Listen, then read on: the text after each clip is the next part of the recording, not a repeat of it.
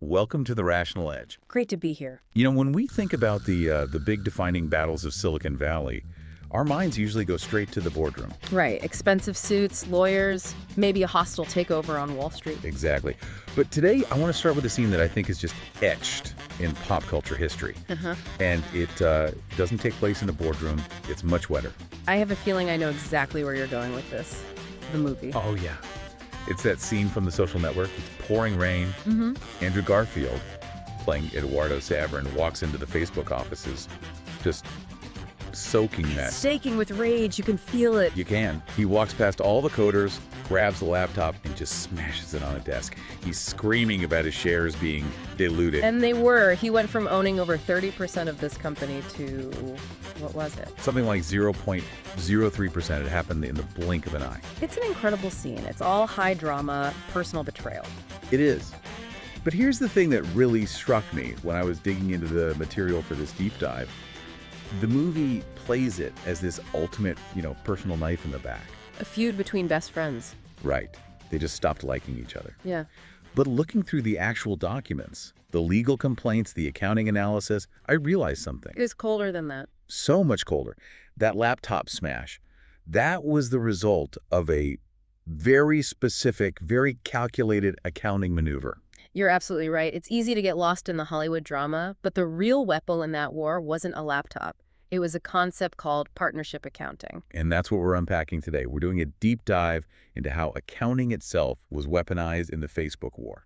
And how a pretty simple $15,000 investment spiraled into a legal battle worth billions. It all comes down to these terms that sound incredibly boring, like capital accounts and mutual agency, until you realize they can literally destroy you. They absolutely can. And to understand how Saverin got pushed out, we have to start at the beginning with the concept of the partnership. Which to most people, I think, just means a handshake. Two friends deciding to do something together. Let's build a website. Yeah, exactly. But in the world of law and accounting, a partnership is. It's a lot more than that. It's what's called a voluntary association. A voluntary association. See, that sounds nice. It sounds like joining a book club. It sounds friendly, doesn't it? But in accounting, it's a binding framework. It's defined as two or more people getting together to run a business for profit as co-owners. So once you're in, you're not just friends anymore. You're bound by a whole set of rules, whether you wrote them down or not. Okay, so let's apply that to the story. It's 2004. Harvard dorm room. You've got Mark Zuckerberg and Eduardo Saverin. The classic pairing. Zuckerberg has the coding skills, the labor. Saverin has the business sense, and more importantly, the money. The labor capital split. So they shake on it. Mark gets 65%. Eduardo gets 30%. Dustin Moskovitz joins later for 5%. But the key here is Eduardo's money, $15,000. The seed money. Now, to a layperson, if I give you 15 grand to start a company, that feels like a loan.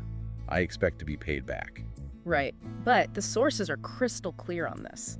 In partnership accounting, this was not a loan. And that distinction is crucial, isn't it? It's everything. If it were a loan, it's just a liability. The business owes him $15,000, maybe with some interest. Pay it back, he's gone. But that money went into his capital account. Okay, let's unpack that term. A capital account is not just a bank account, right? Not at all. Think of it as the scoreboard of ownership. It's the partner's equity claim on the firm's net assets. When Eduardo put that money in, he wasn't just lending cash. He was buying a piece of the pie. He was buying a claim on the business itself. If the business goes to zero, he loses his 15 grand. But if it becomes worth $1 billion...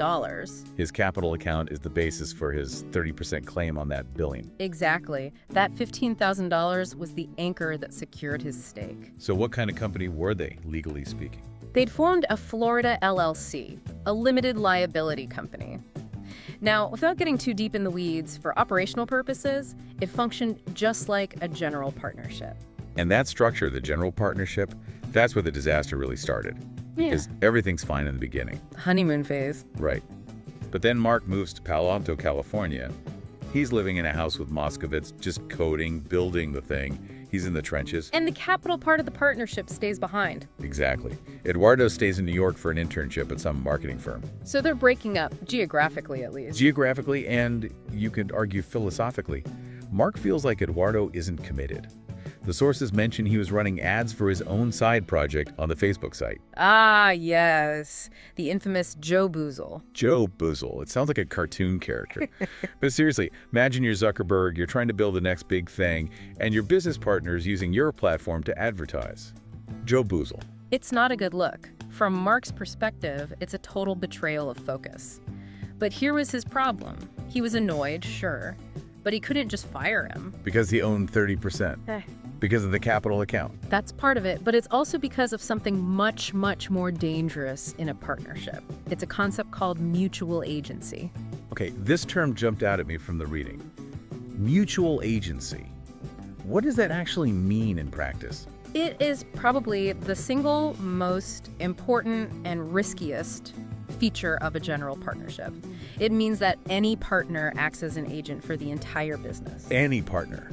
Even the one with a minority stake. Any partner. So if you and I are partners, I can go out and sign a contract to buy, I don't know, $1 million worth of rubber chickens. And I'm on the hook for those rubber chickens. We are. The partnership is bound by my signature alone. I don't need your permission. I have the agency to bind the firm. And this wasn't just a theoretical risk for Facebook, was it? Not at all. It got very real, very fast. When the relationship soured, Eduardo felt like he was being cut out. So what does he do to get Mark's attention? He uses his mutual agency. He calls the bank and he freezes the company's bank account. He just froze the account unilaterally. Unilaterally. Mark Zuckerberg in California suddenly can't pay for servers, can't pay for anything.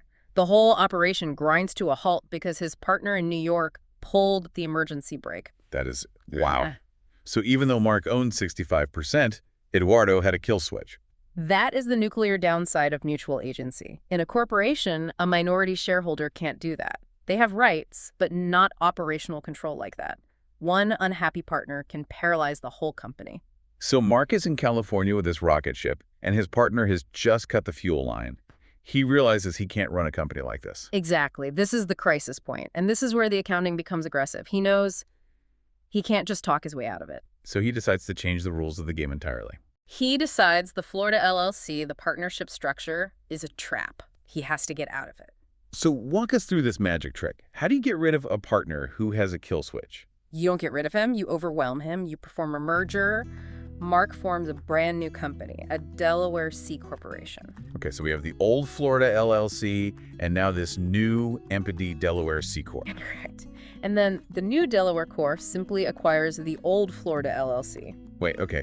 But if Eduardo owns 30% of the old company and it gets bought by the new one, doesn't he just own 30% of the new company? In a fair world, yes. And that's what it looked like on the surface. His LLC units were converted to shares in the corporation.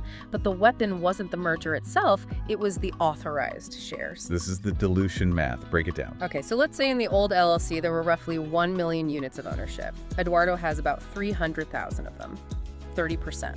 Got it. The new Delaware Corporation, however, authorized a massive pool of new stock.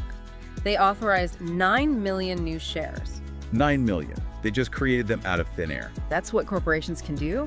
The board authorizes them. Then, and this is the key, they issued those shares. This is a really dark twist on the accounting concept of admission of a partner. Right. Normally when you bring in a new partner or issue stock, you try to keep things fair. You give existing owners the right to buy in so they don't get diluted. That's standard practice. A textbook might say the old partners get a bonus to their capital accounts to recognize the value they've built. It's all a negotiation. This was not a negotiation. No.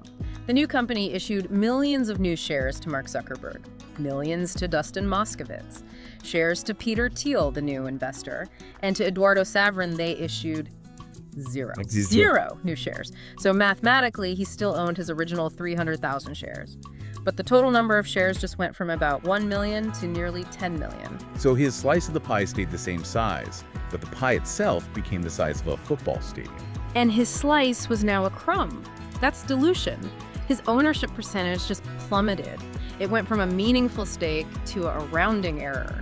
And the genius of it, or the horror of it, was by switching to a C-Corp, he didn't need Eduardo's permission to do this. Exactly. He bypassed mutual agency. In a C-Corp, the board of directors approves issuing shares. Mark controlled the board. He moved the game to a field where Eduardo's kill switch didn't even exist. It's an eviction notice served via spreadsheet. And apparently, Eduardo didn't even realize what had happened at first. He signed the papers thinking it was just a corporate reorganization. Which brings us back to the rain, the smashed laptop, and the lawsuit. I mean, you can't just do that without consequences, can you? Well, he sued. And during discovery, the emails came out. The ones where they explicitly discussed reducing his stake. Okay, one of the quotes was, lawsuit worth it. Right. They ran the numbers. They knew a lawsuit was cheaper than keeping him as a 30% partner with veto power. And eventually, they settled. Saverin got his co-founder title back, and he got a stake that was estimated around 4 or 5%. Which, to be clear, is now worth billions. He's an incredibly wealthy man. But in accounting terms, that settlement was effectively a withdrawal of a partner. How so? The company was finally buying out his partnership interest. They paid him, in shares and in title, to give up his power.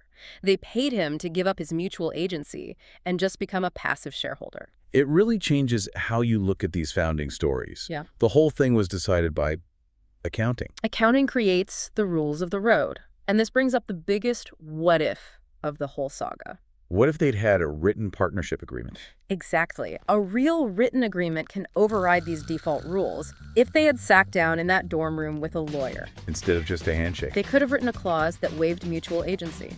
One that said, Eduardo cannot freeze the bank account. Or they could have set clear rules for dilution. A few pages of boring legal text could have prevented the whole war. It would have changed everything. But because they've relied on the default rules of a voluntary association, they walked right into a trap where the only way out was total war. It's a sobering lesson. You think you're just two friends starting a business, but you're actually creating a complex legal and financial entity. And if you don't understand the rules of that system, the system will eat you. Makes you want to go back and read the fine print on everything you've ever signed. It's never a bad idea. Before we wrap, I want to leave our listeners with one last thought. We think of accounting as just recording history, right? Counting the beans after the fact. A backward-looking exercise.